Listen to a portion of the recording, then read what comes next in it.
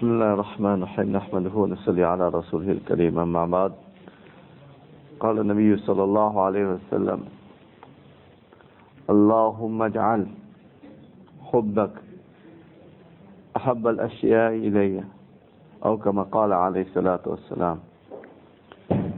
Today I'm going to address an important topic which concerns the topic of friendship. The dua that I have quoted in front of you, Rasulullah sallallahu alayhi wa sallam made an ajib dua.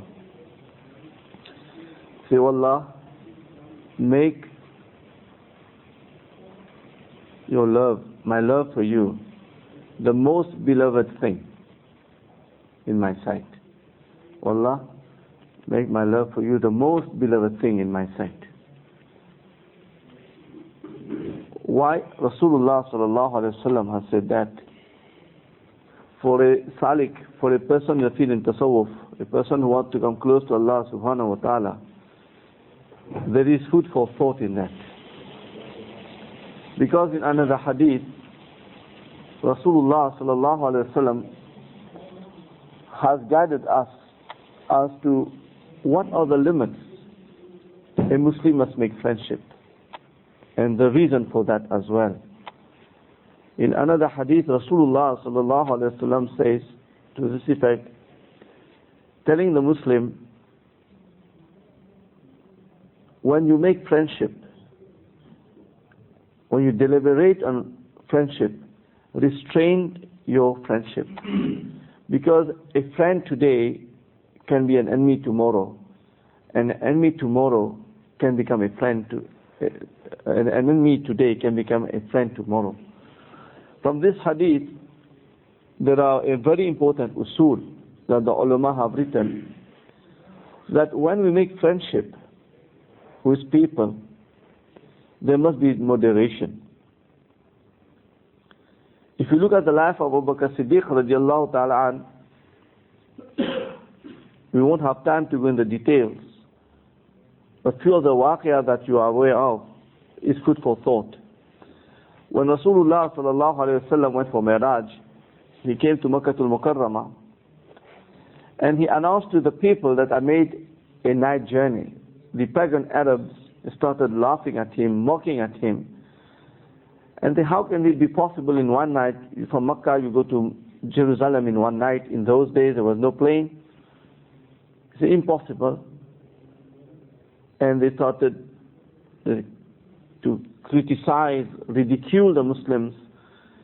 And in fact, some Muslims stepped back at this statement of Rasulullah sallallahu alaihi wasallam. And just imagine what went in the mind of Rasulullah sallallahu alaihi wasallam. The talk of the town. In fact, the Quran itself had to come and to save Rasulullah sallallahu alaihi wasallam. Where Allah Pak in the Quran, وَمَا صَاحِبُكُمْ بِمَجْنُونَ, that your friend is not mad. All type of titles the people, the Meccans, were putting on Rasulullah sallallahu alaihi wasallam. He was down completely. His wife passed away, Khadija radiallahu ta'ala anha, who was the main person behind him. The Quran talk about Khadija radiallahu ta'ala anha, how Rasulullah was poor, and Allah subhanahu wa ta'ala enriched him through Khadija radiallahu ta'ala anha. The first person to embrace Islam. When Rasulullah sallam met Jibreel alayhi salatu wasalam in Ghar Hira coming back, Zammiluni Kodami, it was the same woman who shouldered him. When the chief of the Quraysh wanted to kill him, to abuse on him, but Abu Talib was here as the elder of the Quraysh tribe, so they could not touch Rasulullah sallam. Those two passed away. Then only Rasulullah sallallahu called Rasulullah for Mi'raj. Then he came back. Now the Arabs say, what is going wrong with this Muhammad now? First he told us, don't worship anybody but Allah. He doesn't want us to worship our idols. Now he wants to attack our economy. Now he says he's going to the heavens now, in one night. On that specific time, just imagine Abu Bakr Siddiq radiallahu anhu, when the people went to him and said, look what your friend is saying. How is it possible? He said, if he said it, it's true. That moment, just put yourself in the skin of Rasulullah sallam, what this mean to Rasulullah sallam. that if he said it, it is true. And on that Rasulullah said, you are Sadiq. Abu Bakr Siddiq. That is and you got to understand, the title Siddiqiyat, just under Nabuwat, you get Siddiqiyat. Allah. The highest point you can go in Tasawwuf is the level of Siddiqiyat. On that, Rasulullah gave him the title of Abu Bakr Siddiq. When Rasulullah was going for his journey towards Madinatul Munawwara for Hijrah, he went in another cave, Ghar Thawr. There, Abu Bakr Siddiq radiallahu ta'ala did not allow Rasulullah to go inside. First he went, cleaned the cave, and touched all the holes where there were snakes coming. There was only one hole, and that hole also he blocked it with his feet, so that Rasulullah could rest. Then he allowed Rasulullah to lay on his side. One snake bit him. He could not to disturb Rasulullah sallallahu alaihi wasallam. He held it and held the pain. He couldn't hold it, that the tears fell. And Rasulullah's head was here. It fell on the eyes of the face. Rasulullah woke up. Hey, Abu Bakr, what is happening to you? Then Rasulullah saw the snake biting, only one hole. He had to stop it so that Rasulullah can rest.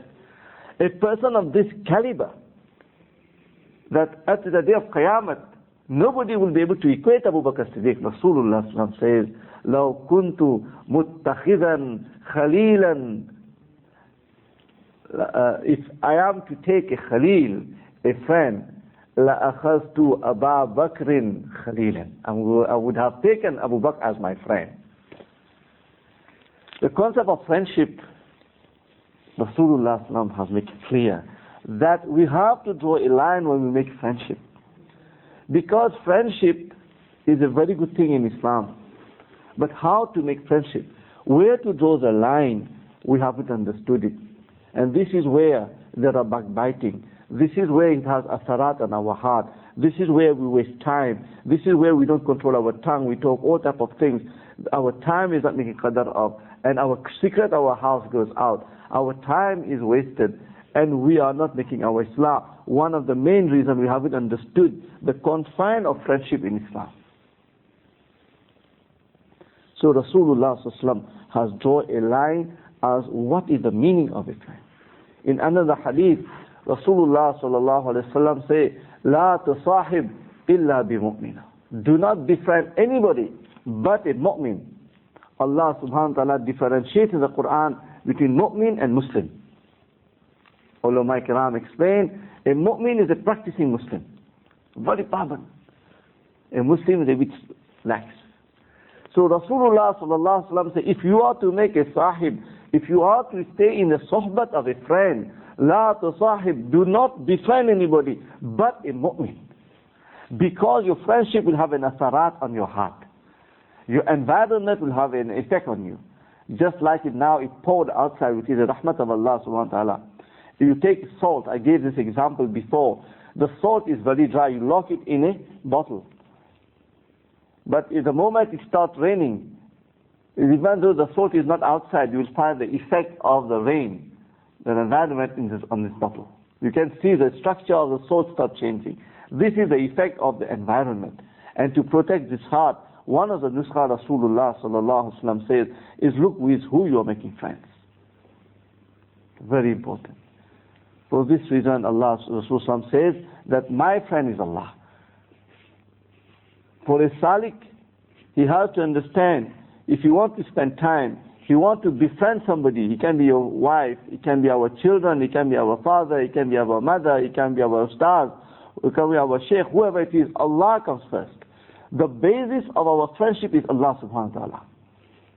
And this is substantiated from our hadith of Rasulullah sallallahu alaihi wasallam in Bukhari Sharif, where Rasulullah sallallahu alaihi wasallam said, a person's iman is not complete until he doesn't love because of Allah, or he hates because of Allah. The bunyad, the foundation of friendship, of love, must be for Allah. And for hatred also must be for Allah. Nobody else. Yani the salik, his heart must be so full with Allah's love, Allah's tawajjuh, that there must be no place for anybody there.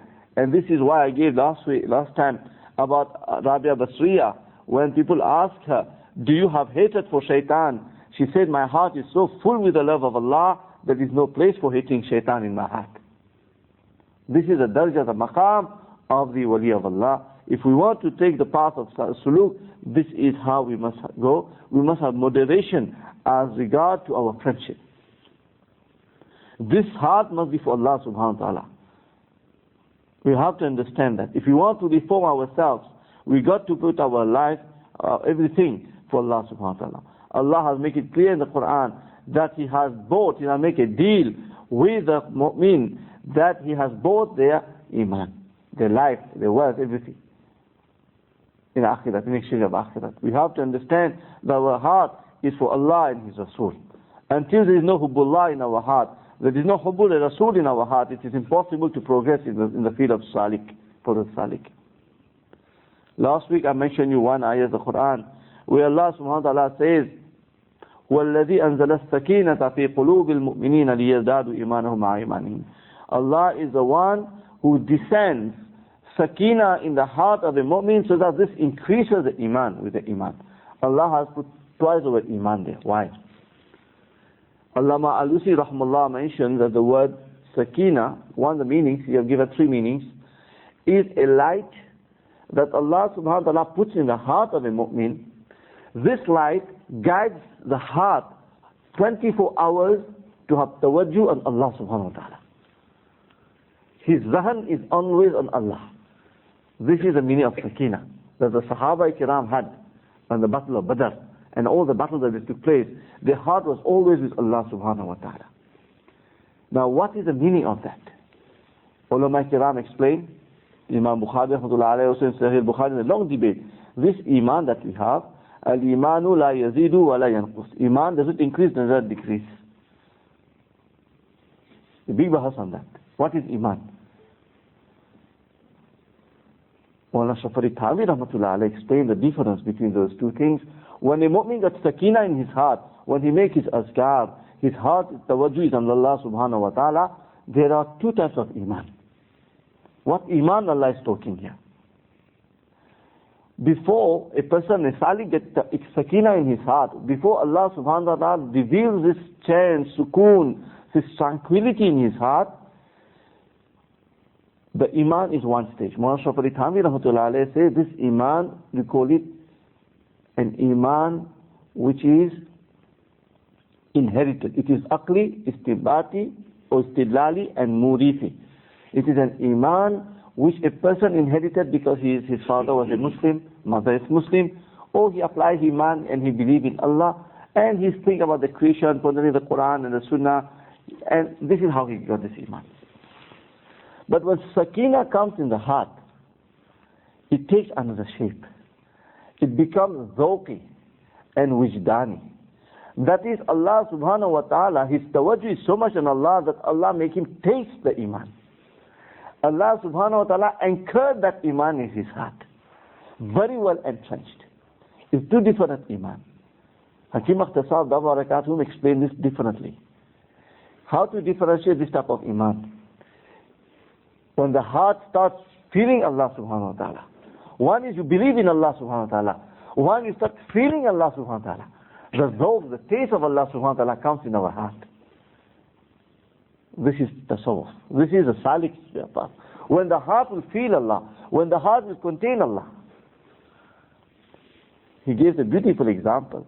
He says there was a barren land. The barren land is asking, how is the sea? The barren land is asking, how is the breeze?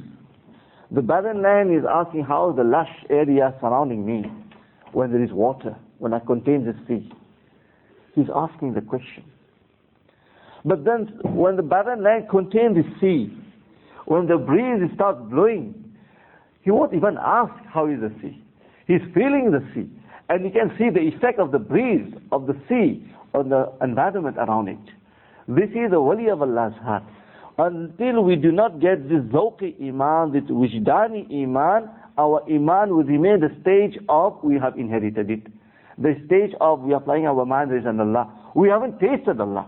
We haven't feeling Allah in our heart. So when we have sakina, through azkar, through tawbah, to cleaning our heart, then this is the iman that we have. This is the iman that Allah subhanahu wa ta'ala will give us. Then there is no need to ask about aqidah. There is no need to have shak on Allah. There is no need to ask who is Allah. There is no need to ask whether we're going to get Jannah or Jahannam. There is no need to ask how is the rahmat of Allah. There is no need to ask is Allah going to give us our rizq, because we are containing Allah subhanahu wa ta'ala in our heart.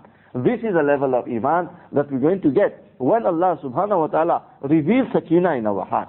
And to get that, we must be very, very cautious. This is why Rasulullah says, this heart of mine, if I was to give it, if there was a friend I would like to give in my heart, would have been Abu Bakr, who has given his life to me. But I cannot give this life, this heart to Abu Bakr, because this life, this heart that I've got, has been tawajjuh is for Allah subhanahu wa ta'ala. The sakinah that Allah has put in my heart, has deviated my heart from Abu Bakr, from Aisha, from Khadija, from everybody. My heart is towards Allah subhanahu wa ta'ala.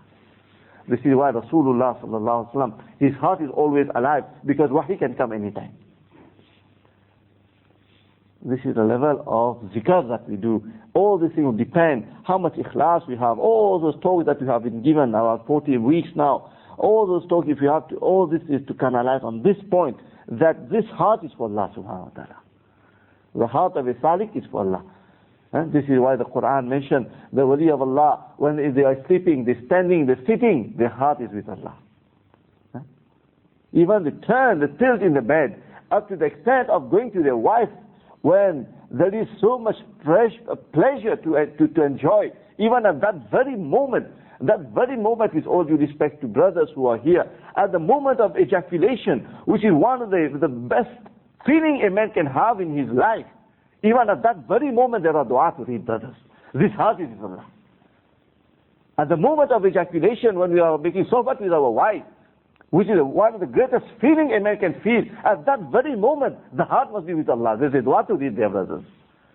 This is the extent, a salik's heart must be with Allah subhanahu wa ta'ala. This is the extent, a salik's heart must be with Allah subhanahu wa ta'ala. समझने की चीज है. So Rasulullah sallallahu alaihi wasallam has given us guidelines. We are staying in a country where we are minorities. How we live. Mufti Shaykh Faizal rahmatullah alayhi has given 4 usul in Ma'rifat Quran. How we make our friendship. Dilli ta'alluq sirf mu'min ke liye. First Allah subhanahu wa ta'ala.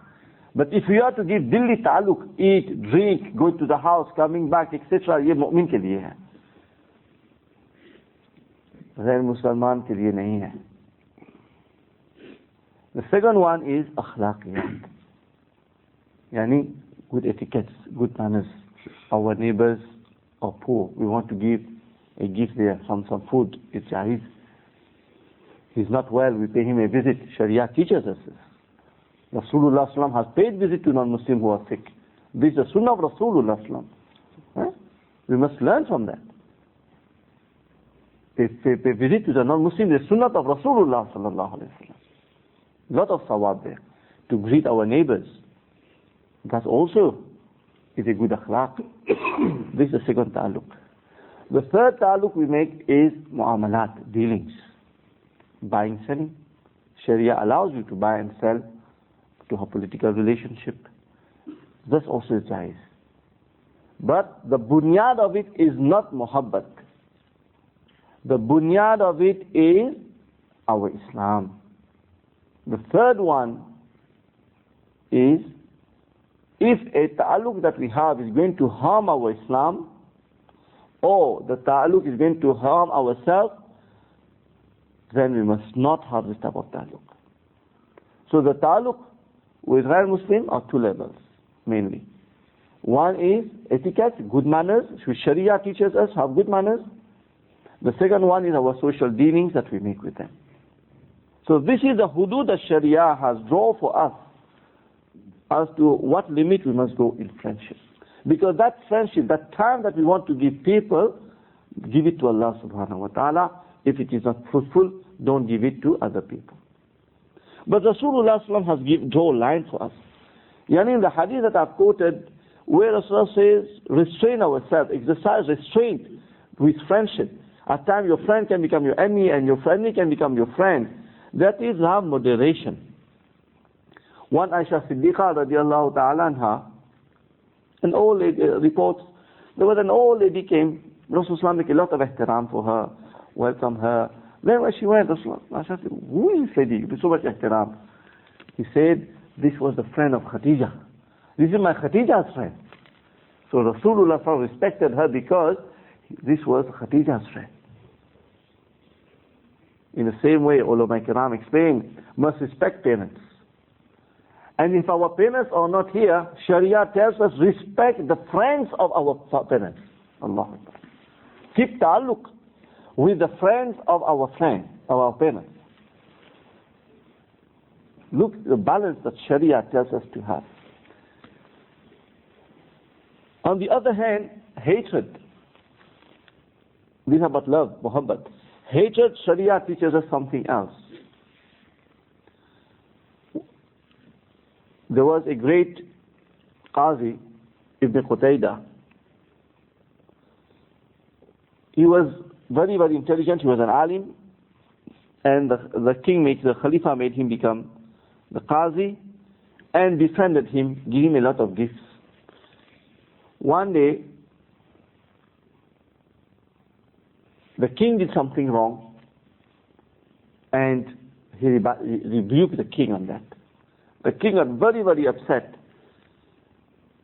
and dismissed him as a Qazi and sent a message, give all the gifts I've given you back, give all those gifts back. So when the person came to him, he opened his cupboard. He said, all the gifts the king gave me, it is here. He said, when the king was giving me the gift, I was thinking of this hadith of Rasulullah sallallahu alaihi wasallam. That is, be deliberate regarding your friendship. Beware of your friendship.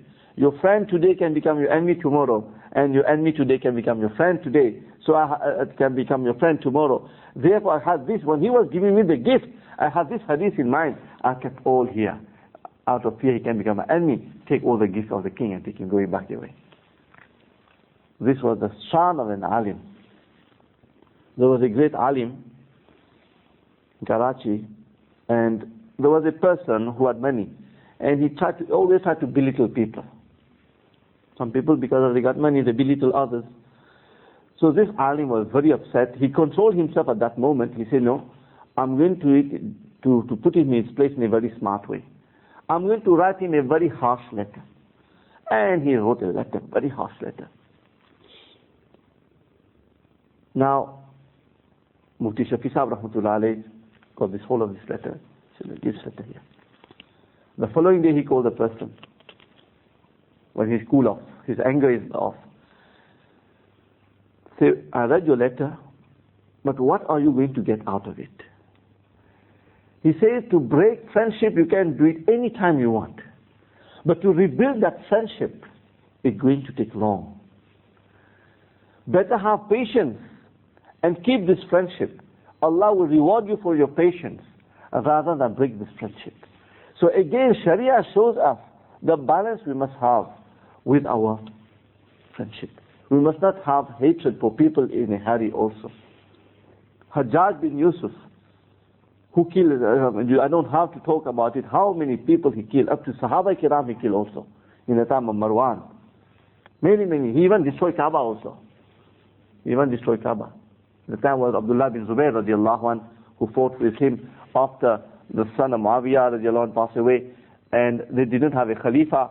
So the Banu Umayyah was in Damascus, and in Hijaz, Abdullah bin Umar was here. He took Hijaz. He said, because there was no Khalifa. So Marwan was appointed as the Khalifa in Damascus, and he appointed Hajjaj, because you cannot have two Khalifas. So he sent his army. And what Abdullah bin Umar, Abdullah bin Zubayr radiallahu ta'ala, Abdullah bin Zubayr was not an ordinary Sahabi, by the way. He was the first Muhajir baby born in Medina. His mother, you know who was his mother? The step-sister of Aisha Siddiqa radiallahu ta'ala. She was known as the person with the two belts, because when Rasulullah sallallahu alaihi wasallam went for Hijrah, she prepared two food, put it in a cloth, and she tightened it. She had two belts. She break a belt and tighten it, and one for Rasulullah and one for Abu Bakr Siddiq radiallahu ta'ala. Her name was Asma binti Abu Bakr. Asma binti Abu Bakr. her son. That time he drank the blood of Rasulullah. Rasulullah used to make cupping. So Rasulullah one day make cupping, I said, go straight away. His love for Rasulullah was such that he drank the blood of Rasulullah. And he became so strong. Rasulullah says, Jahannam will not touch your body. And it is said that he was so strong, when he used to go in ruku, for long ruku, he was making that the birds used to come and sit on him. This is how strong he was. He and few people alone, they had to face Hajjaj. And Hajjaj could not enter the haram. This is how strong he was. So they came to kill him.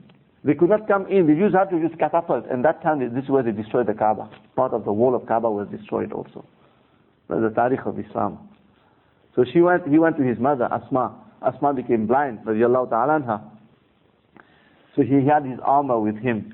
He heard his mother say, Mother, they're making a deal with me to give Khilafah. Should I give it and get the world? In other words, because they were making a deal during the fight, because he was not surrendering. Asma told her, how can you do that, my son? How can you do that? He said, Mommy, I just came to confirm what was in my heart with you, whether I'm doing the right thing. I'm not going to surrender to Marwan. Then Asma hold her son. She was blind. She said, oh my son, why are you wearing an armor? Let your roof go easy. Let your roof leave your body easily. And then he went, they got hold of him. There were about 14 people with him. They got hold of him and they hanged him. Abdullah bin Zubayr radiallahu anhu. Now this Hajjaj who killed him, the fifth or sixth Khalifa, who is, some ulama say he is the fifth Khulafa Rashidun. One is Abu Bakr Siddiq, Umar, Osman, Ali radiallahu ta'ala anhum. The fifth one is Umar bin Abdul Aziz. So one person came and criticized Hajjaj with him. Allahu Akbar. Hajjaj was like this. He said, keep quiet. What do you get in criticizing Hajjaj? You don't know when you get to criticizing, all your good actions will go with him, to him, and all his bad actions will come on you. You make it ribat. Ribat is haram. This is how Sharia says we got to control ourselves with our hatred.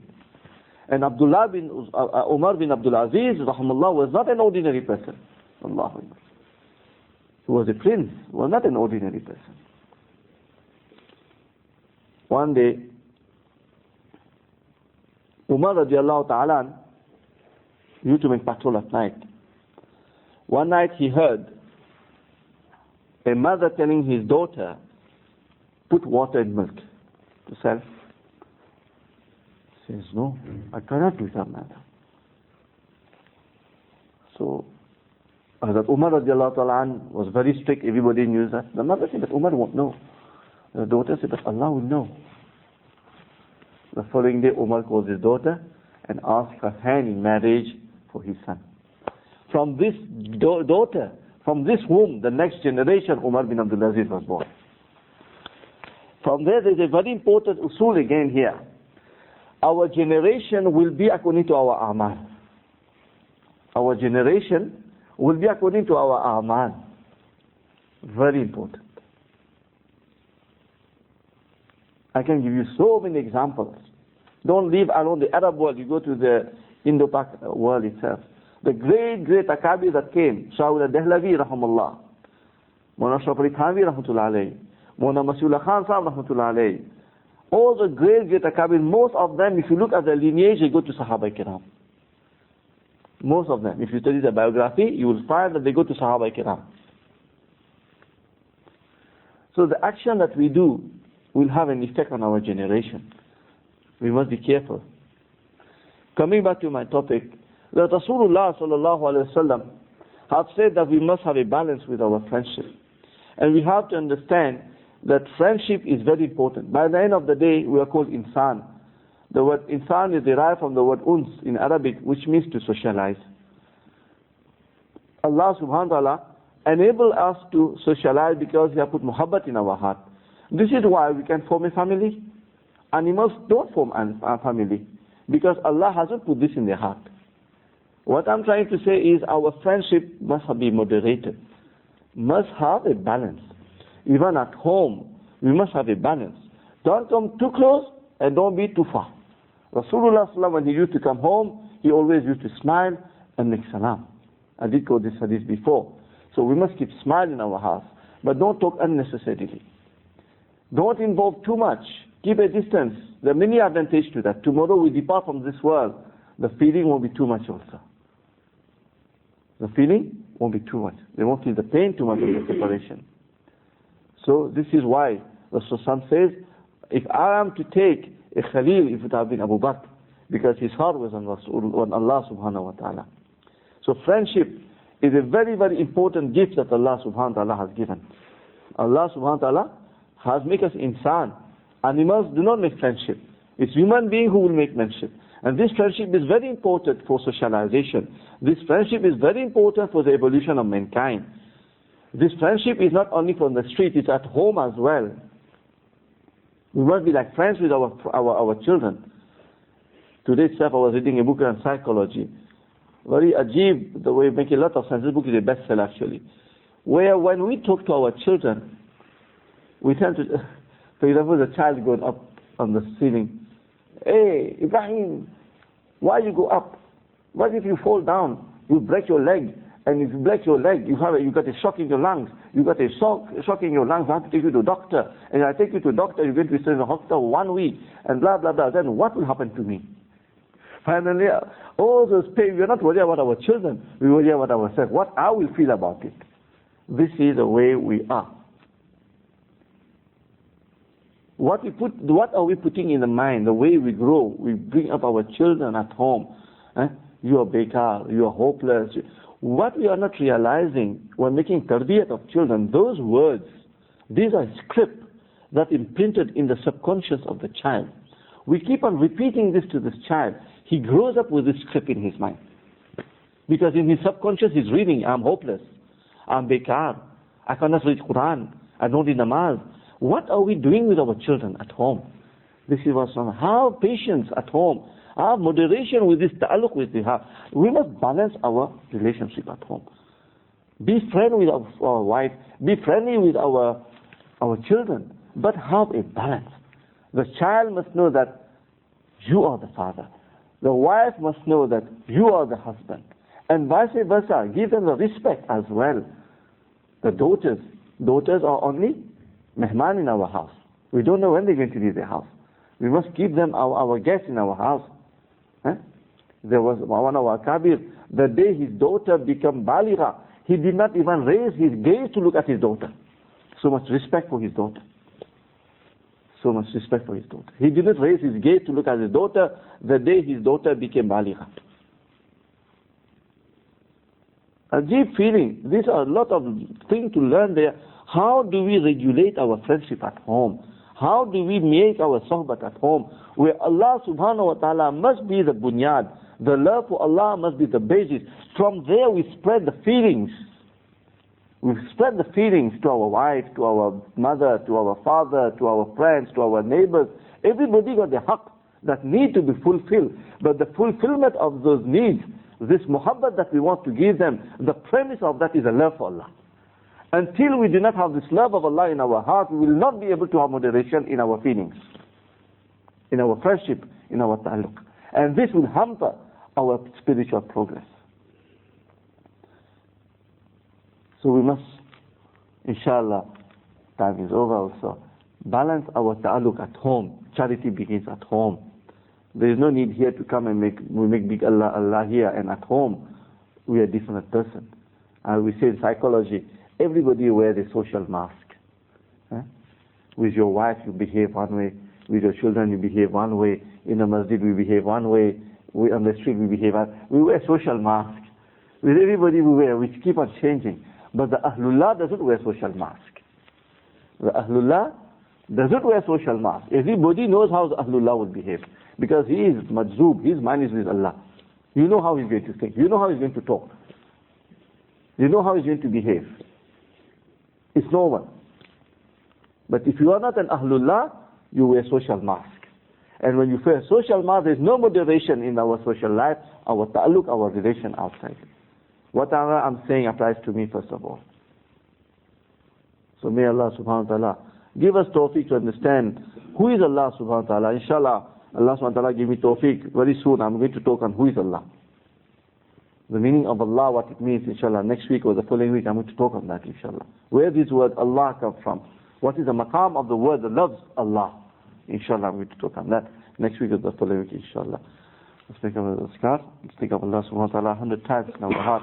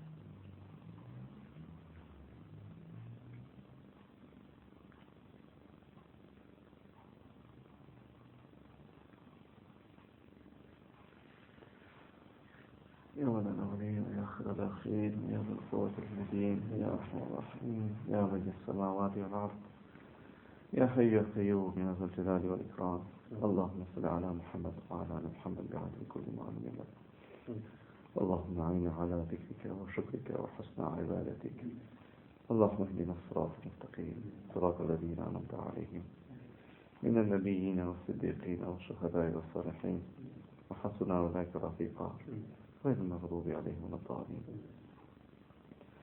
ربنا آتنا في الدنيا حسنة وفي الآخرة حسنة وقنا عذاب النار وقنا عذاب القبر وقنا عذاب الحشر وقنا عذاب الفقر وقنا عذاب الدين واحشرنا يوم القيامة بعد التقين والأنصار يا عزيز يا غفار اللهم احفظنا من كل بلاء الدنيا وعذاب القبر وعذاب الآخرة اللهم احفظنا من كل بلاء الدنيا وعذاب القبر وعذاب الآخرة اللهم بارك لنا في الموت وفيما بعد اللهم بارك لنا في الموت وفيما بعد ربنا لا تؤاخذنا إن نسينا أخطانا ربنا ولا تحمل علينا إصرا كما حملته على الذين من قبلنا ربنا ولا تحملنا ما لا طاقة لنا به واعف عنا واغفر لنا وارحمنا أنت مولانا فانصرنا على القوم الكافرين اللهم اجعل أعمالنا كلها صالحة واجعلها كلها خالصة لوجهك ولا تجعل فيها لغيرك شيئا اللهم إنا نعوذ بك من الهم والحزن ونعوذ بك من العجز والكسل ونعوذ بك من الجبن والبخل ونعوذ بك من غلبة الدين وقهر الرجال اللهم إنا نسألك من خير ما أسألك من نبيك محمد صلى الله عليه وسلم ونعوذ بك من شر ما استعاذ من نبيك محمد صلى الله عليه وسلم أنت المستعان وأنت البلاغ ولا حول ولا قوة إلا بالله العظيم سبحان ربك رب العزة عما يصفون وسلام على المرسلين. In case you make